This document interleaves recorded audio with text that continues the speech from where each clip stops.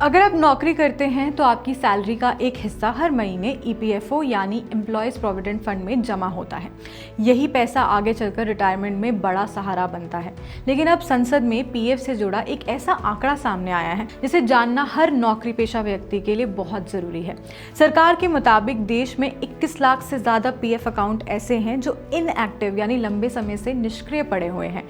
और अगर इन खातों में मौजूद औसत रकम को देखें तो इनएक्टिव अकाउंट्स में करीब 850 करोड़ रुपए पड़े हुए हैं और इसका यही अनुमान लगाया जा रहा है। अब सवाल ये है कि कहीं इस रकम में आपका पीएफ का पैसा भी तो नहीं फंसा हुआ।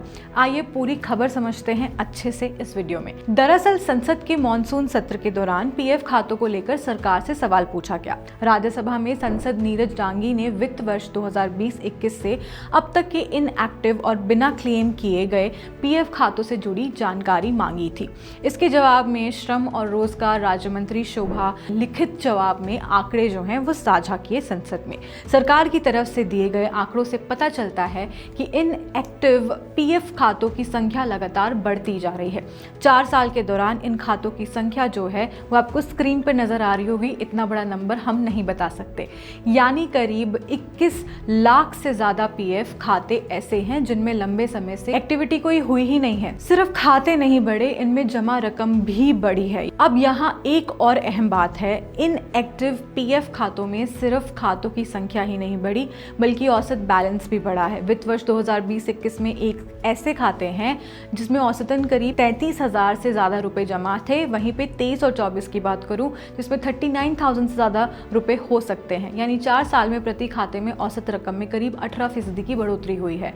अगर हम उन इनएक्टिव खातों की बात करें जिसमें करीब 39,000 से ज़्यादा रुपए के औसत बैलेंस से गुणा करते हैं, मल्टीप्लाई करते हैं, तो रकम करीब 850 करोड़ रुपए तक की बैठती है। यानी मोटे तौर पर कहें तो इन निष्क्रिय खातों में करीब 850 करोड़ रुपए जमा है और हो सकता है इनमें किसी ऐसे व्यक्ति का भी पैसा हो जिसे अपना पुराना पीएफ अकाउंट याद ही ना हो। आखिर पीएफ अकाउंट इनएक्टिव क्यों हो जाते हैं? अब सबसे बड़ा सवाल ये आता है कि ये खाते बंद या इनएक्टिव क्यों होते हैं। सरकार के मुताबिक इसकी एक बहुत बड़ी वजह सामने आती है, वो ये है कि नौकरी बदलना या नौकरी छोड़ना। मान लीजिए आपने एक कंपनी में नौकरी की और वहाँ आपका पीएफ अकाउंट था, वो बना हुआ था, काफ़ी अच्छा चल रहा था। कुछ साल बाद आपने नौकरी बदल ली, कई कंपनी में नया पीएफ अकाउंट या नया मेंबर आईडी बन गया, लेकिन आपने पुराने पीएफ खाते में जमा पैसे निकाले नहीं या नए खाते में ट्रांसफ़र ही नहीं करवाया। ऐसे में पुराना खाता लंबे समय तक इनएक्टिव पड़ा रह सकता है। कई बार लोग नौकरी छोड़ने के बाद पीएफ क्लेम करना भूल जाते हैं, यानी पैसा आपका है लेकिन उस पर दावा नहीं किया जाता, यानी क्लेम ही नहीं किया जाता।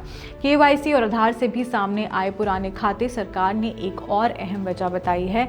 हाल के कुछ सालों में केवाईसी और आधार सीडिंग को लेकर अभियान चलाए गए। इस दौरान कई पुराने पीएफ खाते सामने आए जिनमें पहले डेट ऑफ बर्थ या दूसरी ज़रूरी जानकारी पूरी तरह से अवेलेबल नहीं थी। ऐसे कुछ पुराने खाते अब पहचान में आए और उन्हें इनएक्टिव खातों की लिस्ट में रखा गया। यानी संभव है कि किसी पुराने पीएफ खाते में आपका पैसा हो लेकिन रिकॉर्ड पुराना होने की वजह से आपको इसकी जानकारी ना हो।